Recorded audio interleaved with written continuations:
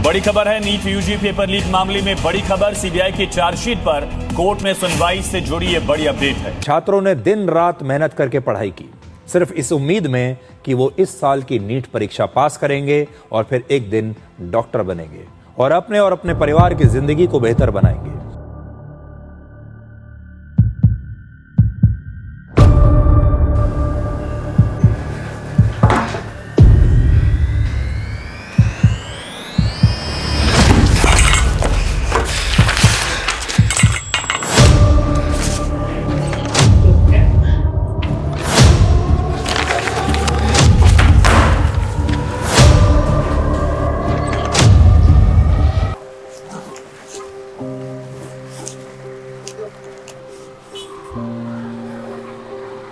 या एका पेपरने माझं सगळं आयुष्य संपलं, माझी सगळी मेहनत वाया गेली।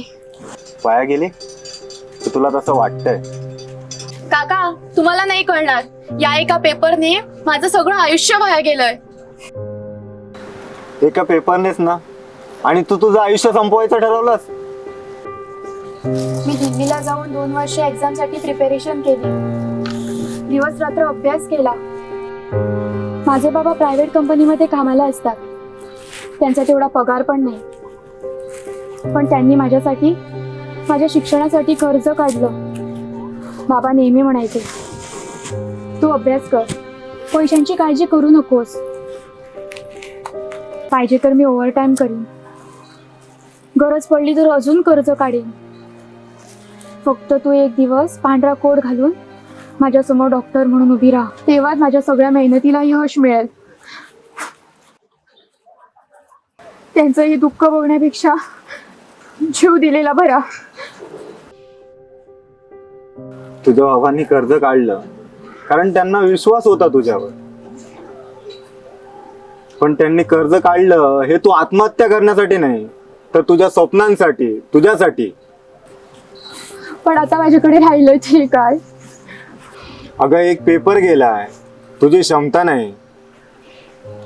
हा, 1 वर्ष गेलाय, पण पूर्ण आयुष्य नाही। तुझ्या बाबांनी तू डॉक्टर व्हावंस म्हणून कित्येक पैसे खर्च केले असते, पण त्याहूनही जास्त तुझ्यावर प्रेम केलंय।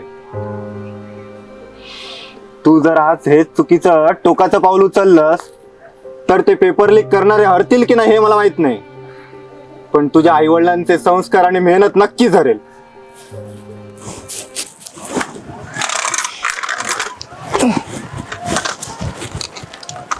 हा बघ पाय, देशासाठी लढताना गेलाय, तेव्हा मला सुद्धा वाटलं की सगळं संपलंय, पण माझं आयुष्य माझ्या पायावर नाही, माझ्या देहावर उभं होतं। या तिरंग्यासाठी हजारो जवान आपल्या आयुष्याची पर्वा न करता लढले आणि लढतायत। मरणं सोपं असतं ग बाळा, पण परिस्थितीशी लढून उभं राहणं, जिवंत राहणं यातच खरी जिद्द असते। तुम्ही या देशाची भवितव्य पिढी आहात। तुम्ही उद्याचे डॉक्टर, इंजिनियर, शिक्षक, उद्योजक आणि जिद्दी तरुण आहात। पेपर पुन्हा होतील, परीक्षाही पुन्हा देता येईल, पण आयुष्य हे पुन्हा मिळणार नाही। चला, उठा आणि लढा।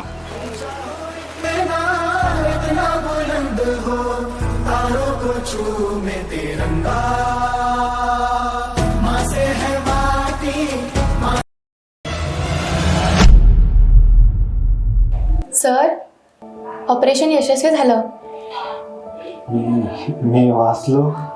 हो, ऑपरेशन यशस्वी झालं, तुम्ही आता सुखरूप आहात। डॉक्टर, तुमचे खूप खूप आभार, तुम्ही माझा जीव वाचवला। आभार मी तुमचे मानायला हवेत सर। म्हणजे 10 वर्षांपूर्वी एक मुलगी एका पेपर लीकमुळे आपलं आयुष्य संपायला गेली होती। एका अनोळखी सैनिकाने तिला थांबवलं आणि समजावून सांगितलं की पेपर पुन्हा देता येतो, पण आयुष्य पुन्हा मिळत नाही। ती मुलगी म्हणजे तू? हो सर, मीच ती मुलगी। त्या दिवशी फक्त तुम्ही माझा जीव नाही तर माझं भविष्य वाचवलं। आज मी तुमच्याचमुळे डॉक्टर झाली आणि मला तुमचा जीव वाचवण्याची संधी मिळाली। मला वाटलं नव्हतं की माझे शब्द कोणाच्या आयुष्यात एवढा फरक पडतो। फक्त फरक नाही सर, त्याने माझं संपूर्ण आयुष्य बदललं। आज जी मी ते उभी आहे ती फक्त तुमच्यामुळे। Thank you so much sir. एका योग्य वेळी बोललेल्या शब्दांनी एकाचा जीव वाचू शकतो, तर एका वाचलेल्या जीवाकडून हजारो जीव वाचू शकतात. एक परीक्षा तुमचं भविष्य ठरवू शकत नाही, कारण तुमची स्वप्ने मोठी आहेत. देशाला तुमच्या जिद्दीची गरज आहे, तुमच्या अंताची नाही. म्हणून लढा आणि जिंका. स्वातंत्र्य दिनाच्या हार्दिक शुभेच्छा.